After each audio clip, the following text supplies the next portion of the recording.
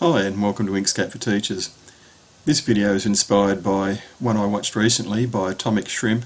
Thanks for that, showing how to do a tapered spiral. It was just what I needed at the time. So I thought I'd do one just to add to my own collection and maybe add a couple of little bits of extra information.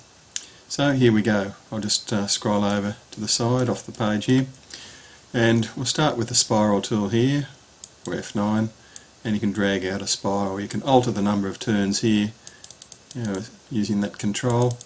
Let's leave it at 10, and the divergence, you can shrink that, make it diverge more or less by changing those controls. I'll leave it at that for the moment. And also here you've got different controls, but I'll leave that there. Anyway, what we'll do is start off with one that's a convenient size. I'll just Control Shift to increase that a bit, then Control D to duplicate, and then Control Shift to drag the other one down. Keep an eye, oops, it's snapping too much. I'll turn snapping off for the moment. Keep an eye on this area here, which is the end of it, how thick the end's going to be, and that looks about right for perhaps this video. Now I'll just shift click on one to make it red so you can see the two different ones. I'll zoom in here. If I drag this red one here, I want it to snap onto there. Well, you don't have to snap, but I will turn snapping back on, and in particular cusp mode's there, and if I drag that you'll see it snaps together there. Now if I click on the red one, then shift click on the black one, they're both selected, then hit N for the node tool.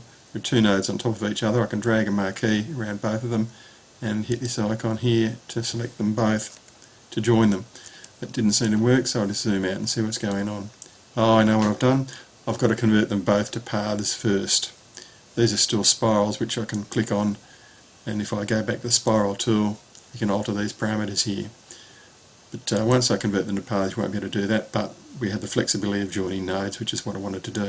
So I'll drag around both of those and get a path, object to path, and while they're both selected, hit N for the node tool. You can see this little node in here looks a bit different. That's because there's one on top of the other. I'll drag around both of those and click this merge to the one point, and it's joined them together. While they're both selected, I'm going to drag around these two end ones and hit this icon up here to join with a straight line. Don't worry if that's not quite where you want it.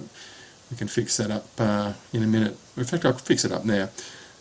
On the Align and Distribute menu, Control Shift A, here's the Align and Horizontal lines. If I click that, there they go. You can move those around if you wanted to do a little bit of altering, Control Z, or Control Z again and leave it at that if you're happy with that, or just click away and then just drag perhaps one node if you wanted to, but be careful because you could upset the elegance of the spiral there, so I'll just go back to that.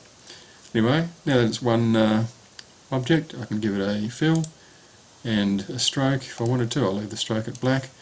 And there we have it, one way to do a tapered spiral. As I say, thanks to Atomic Shrimp for inspiring this video. Thanks for watching. Till next time, bye for now.